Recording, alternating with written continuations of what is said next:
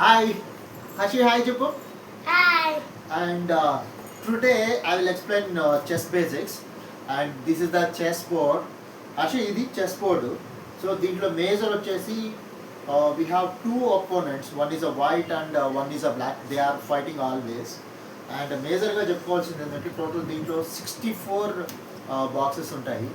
So ఇది బేసికల్గా చైల్డ్స్కి ఎక్కువ యూజ్ అవుతూ ఉంటుంది. ఫ్రమ్ స్టార్టింగ్ ఎవరైతే చైల్డ్స్ యూజ్ స్టార్టింగ్ లెర్నింగ్ చేసుకుంటారో వాళ్ళు ఫ్రమ్ చైల్డ్ నుంచి నేర్చుకుంటూ ముందుకు వెళ్తారో వాళ్ళకి చాలా చాలా ఉపయోగపడుతుంది.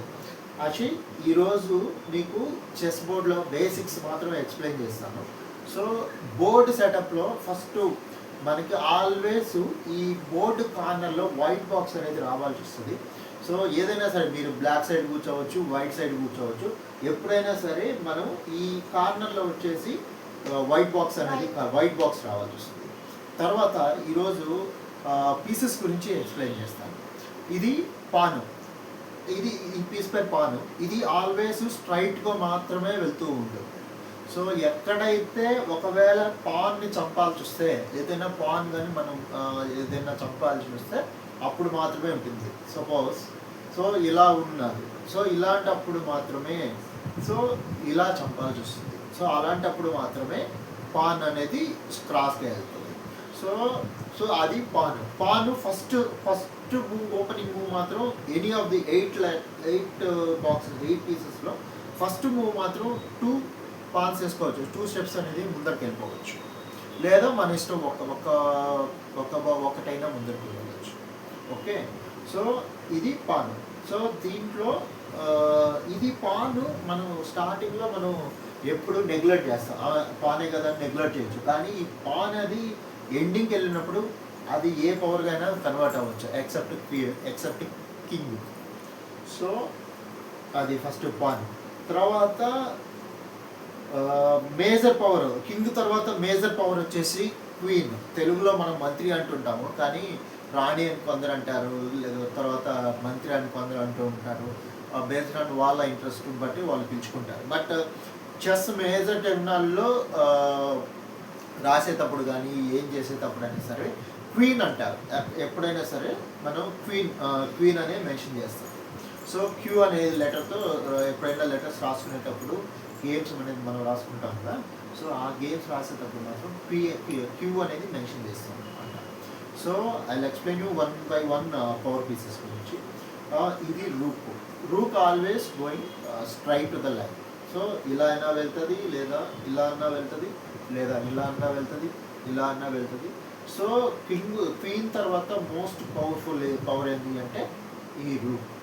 ఓకేనా, so rook always going to straight to the board. సో స్ట్రైట్గా ఎన్ని లైన్స్ అన్నా వెళ్ళిపోతుంది. There is no restriction until ఏదైనా అడ్డం లేనంత వరకు వెళ్ళిపోతూ ఉంటుంది. మధ్యలో అడ్డం ఉంటే ఆడికి దాన్ని చంపడానికి యూజ్ చేస్తాం తప్ప దాన్ని దాటి మాత్రం మనం వెళ్ళలేము.